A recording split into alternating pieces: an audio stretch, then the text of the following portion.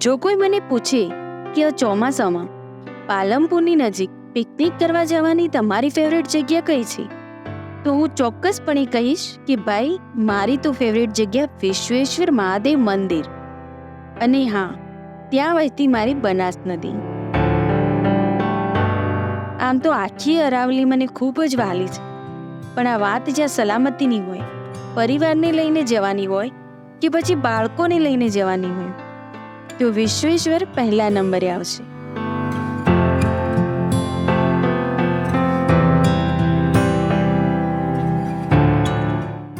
મંદિરના ઇતિહાસની જો વાત કરીએ તો આબોરોડ નજીક ચંદ્રાવતીના પરમાર રાજાઓના સમયમાં આ વિસ્તારમાં 999 ઝાલર આખો દિવસ વાગતા રહેતા, જેમાંનું એક વિશ્વેશ્વર મહાદેવ મંદિરનું ઝાલર હતું.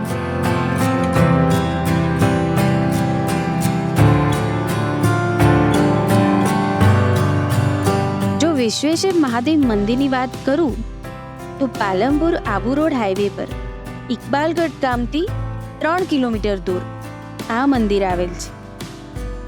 જ્યારે જગ્યા ખોદવામાં આવી ત્યારે એક શિવલિંગ મળી આવ્યું હતું, જેના ઉપર સાપનો પડછાયો હતો. સાથે અંબાજી માતા તેમજ ગણપતિ દાદાની પણ મૂર્તિ મળી આવી હતી.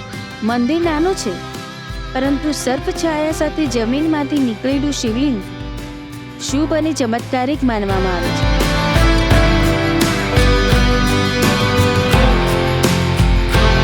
શ્રાવણ માસમાં આ મંદિરમાં ભક્તોનું ઘોડાપુર આવે છે. જો આપ આ જગ્યાનો અનેરો આનંદ લેવા માંગો છો તો વીકડેઝમાં આવવાનું પસંદ કરશો.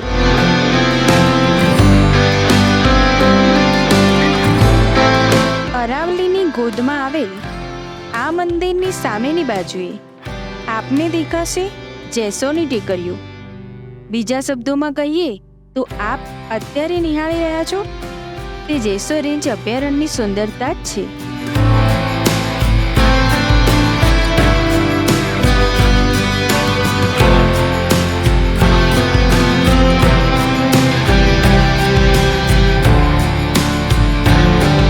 જોકે રાજસ્થાનમાંથી નીકળતી આ બનાસ એ ઉત્તર ગુજરાતીઓની જીવાદોરી ગણાય છે.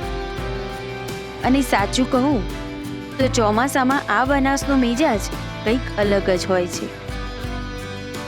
ચોમાસાની ઋતુમાં વિશ્વેશ્વર મંદિરની બાજુમાં વહેતી આ બનાસના કિનારે મકાઈના ડોડાનો આનંદ અચૂક લેવા જેવો છે.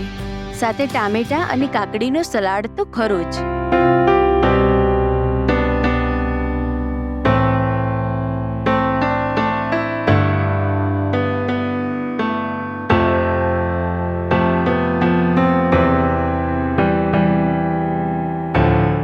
સૂર્યોદય અને સૂર્યાસ્ત વખતે નદીના જળ જાણે રંગીન થઈ ઉઠે છે. વળાંક લઈને વહેતી નદીના કિનારે આ સાંજના મનોહર દ્રશ્યોને આંખમાં જ નહીં, હૃદયમાં ભરી લેવાનું મન થાય. મને તો પાણીમાં પગ બોળીને એકબીજા પર પાણી છાંટીને મોજ મસ્તી કરવાની બહુ મજા પડી ગઈ.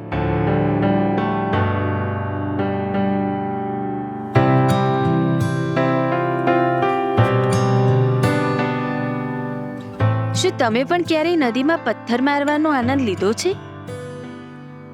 જો હા, તો કોમેન્ટમાં અવશ્ય જણાવજો. હું તો જ્યારે પણ નદીની સમીપ જાઉં છું, મને પથ્થરની ટપ્પી પાડવાની બહુ જ મજા આવે છે. આ નદીના મંદિરમાં થતો ઘંટારવ વાતાવરણને વધારે પવિત્ર બનાવે છે.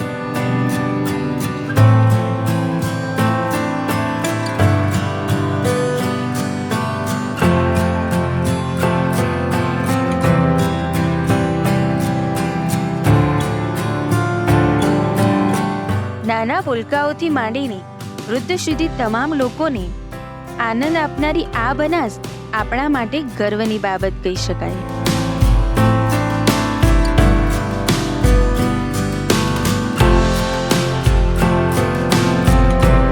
એક વાત તો આપણે સૌએ ધ્યાન રાખવી પડશે કે જ્યારે પણ આવી કોઈ જગ્યાની મુલાકાત લઈએ ત્યારે તેને ગંદે ના કરીએ અને બને એટલો કચરો ના પાડીએ. બસ આ જ વિનંતી છે.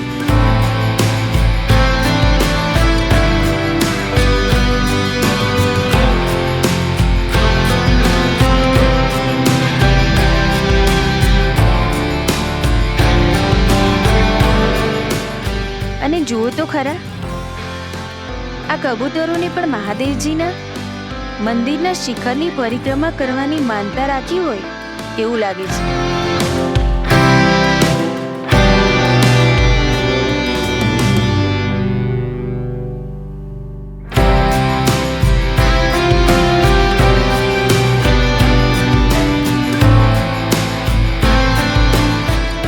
નદીમાં નહાતા નહાતા અચાનક જ મેઘરાજાએ મહેર કરી અને આ અરવલ્લીના પહાડોને વાદળોએ તો જાણે ઢાંકી જ દીધા અને ઝરમર વરસાદ શરૂ થઈ ગયો.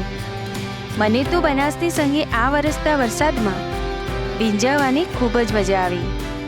આશા છે કે આપને પણ આ વિડીયો જોવાની મજા આવી હશે. જો મજા આવી હોય તો કોમેન્ટમાં જરૂર જણાવશો. ફરીથી મળીશું એક નવા વિડીયો સાથે. ત્યાં સુધી આવજો અને વિશ્વેશ્વરની મુલાકાત અચૂક લેજો.